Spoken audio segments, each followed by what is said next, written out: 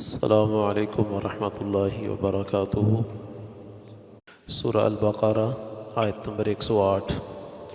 اعوذ باللہ السمیع العلیم من الشیطان الرجیم من ہمزہ ونفخہ ونفثہ۔ ام تريدون ان تسألوا رسولکم کما سئل موسیٰ من قبل۔ ام تريدون یا تم چاہتے ہو، ان تسألوا کہ تم سوال کرو، رسولکم اپنے رسول سے، کما جس طرح سئل سوال کیا گیا موسیٰ سے، من قبل اس سے پہلے۔ رسول اللہ صلی اللہ علیہ وسلم سے یہودی طرح طرح کے سوالات کیا کرتے تھے، اور مقصود یہ نہیں ہوتا تھا کہ ان سوالات کے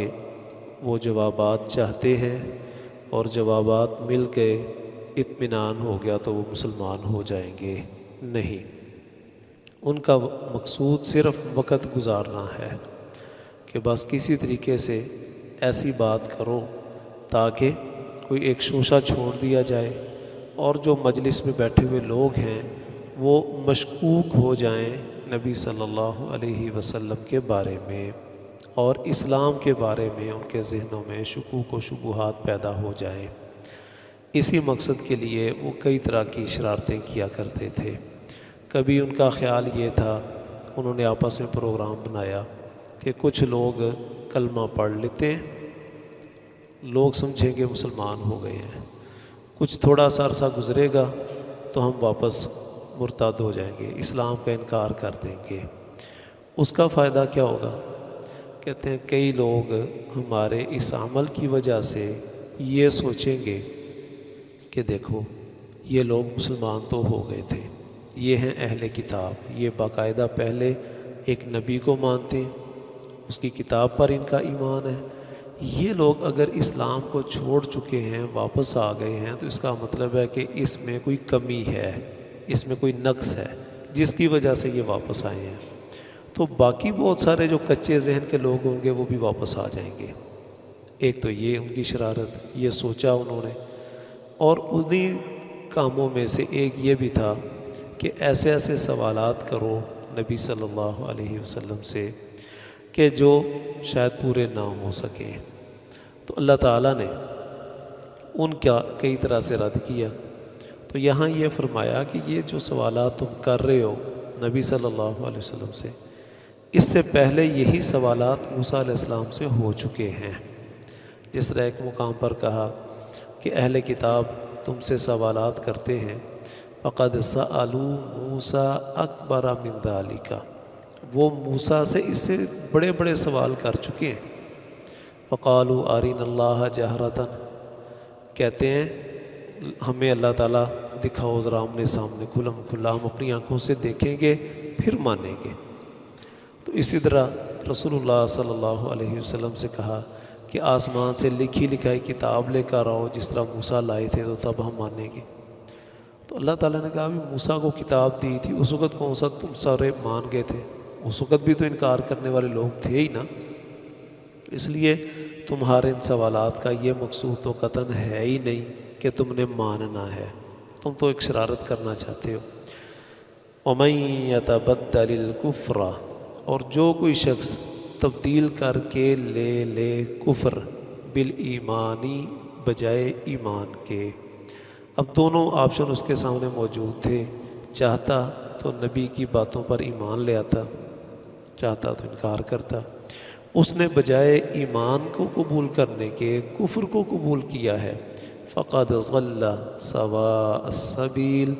تو بلا شبہ وہ بھٹک گیا سیدھی راہ سے، وہ اسلام سے، ایمان سے، صراط مستقیم سے بہت دور چلا گیا۔ ود چاہتے ہیں، کثیر بہت سے، من اہل الکتابی اہل کتاب میں سے، اہل کتاب میں سے بہت سارے لوگ چاہتے ہیں، لو کاش، یردونکم وہ مرتد کر دیں تمہیں، من بعد ایمانکم تمہارے ایمان کے بعد، کفارا کافر کی صورت میں۔ وہ چاہتے ہیں کہ تم ایمان لے آئے ہو، اب دوبارہ کوئی ایسا راستہ ڈھونڈیں، کوئی ایسا طریقہ اپنائیں کہ تم پھر کافر ہو جاؤ۔ یہ اس دور میں بھی تھا، ہمیشہ سے یہ کوشش رہی ہے کافروں میں سے کچھ طبقات کی کہ وہ مسلسل اسلام کے خلاف پروپیگنڈا کرتے ہیں اور کرتے رہیں گے۔ نبی صلی اللہ علیہ وسلم کے بارے میں بھی ایسا ہی ہے، اللہ تعالیٰ کے بارے میں، دین کے بارے میں، کہ ان کی ساری کوششوں کا محور بظاہر وہ یہ دکھا رہے ہوتے ہیں کہ ہم تو انسانیت کی بڑی خدمت کر رہے ہیں۔ جس طرح آج کے دور میں جنہیں مستشرقین کہا جاتا ہے، ان کا کام بھی یہی ہے کہ وہ بظاہر اسلام کا مطالعہ کرتے ہیں، قرآن کا، احادیث کا، سیرت کا، اسلام کے احکامات کا، مختلف پہلوؤں کا بظاہر وہ اسلام کا مطالعہ کر رہے ہوتے ہیں۔ بندہ سمجھتا ہے واہ جی واہ، ہماری کتابیں پڑھ رہے ہیں، اب تو یہ مسلمان ہو جائیں گے، جبکہ ان کے پیچھے ان کا ذہن یہ ہوتا ہے کہ ہم اس میں سے نقائص ڈھونڈیں گے، عیوب تلاش کریں گے، کمزوریاں تلاش کریں گے اور انہیں نمایاں کر کے، اور پھر ان دونوں نصوص کو بعض جگہوں پر آپس میں ٹکرا کے کہ دیکھو یہ اگر اللہ کی اور اللہ کا نبی سچا ہوتا، اس کی بات اللہ کی بات کے خلاف کیوں ہوتی، یہاں دیکھو یہ اس طرح آ رہا ہے، یہ دیکھو سائنس یہ کہتی ہے اور یہ اسلام اور مسلمانوں کا دین یہ کہتا ہے۔ وہ اس طرح کے پھر مختلف سوالات کھڑے کر کے، مقصود تحقیق نہیں ہوتی، مقصود یہ ہوتا ہے کہ مسلمان جو ہیں کچے ذہن میں، انہیں منتشر کیا جائے، انہیں ان کے اسلام سے بیگانہ کیا جائے، متنفر کیا جائے، پریشان کیا جائے، اور جتنا سسٹم ہے اس میں ان کا مقصود اور ہدف ہی یہ ہے کہ ہمیں اب اس سے غرض نہیں رہی کہ وہ یہودی ہوں یا عیسائی ہوں، ہم صرف اس حد تک ہیں کہ یہ اپنے دین پر نہ رہیں، کم از کم مخلص مسلمان نہ رہیں، تو وہ ہمیشہ سے اس کوشش میں ہیں۔ تو اللہ تعالیٰ بھی یہی کہہ رہے ہیں کہ ان کی کوشش اور تمنا یہ ہے کہ کاش تمہیں وہ دوبارہ کافر بنا دیں، حسدا من عند انفسہم، اور ان کی یہ خواہش کسی نیک نامی کی وجہ سے، نیک نیتی کی وجہ سے نہیں ہے، بلکہ حسد کرتے ہوئے اپنے پاس سے۔ ان کے دلوں میں جو حسد ہے، بغض ہے، نفرت ہے اسلام کی، مسلمانوں کی، وہ سمجھتے ہیں کہ مسلمانوں نے بہت بڑی دولت حاصل کر لی ہے ایمان قبول کر کے، اس قرآن کو مان کے، اس نبی کو مان کے، کیونکہ بہرحال ان کی کتاب میں نشانیاں موجود ہیں اور وہ پہچان چکے ہیں نبی سچا ہے،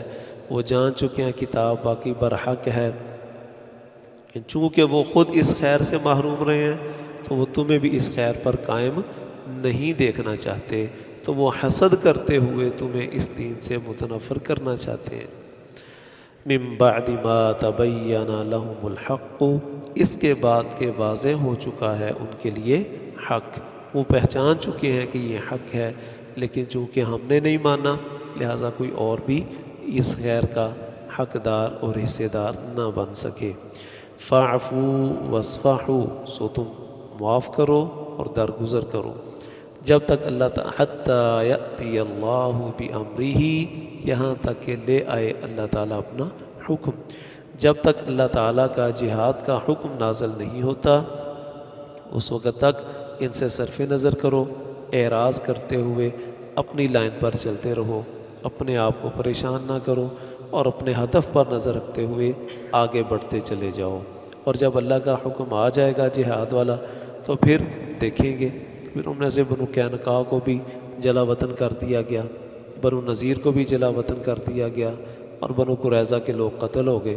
تو یہ جب حکم آیا تو اس کے بعد یہ فیصلہ تھا۔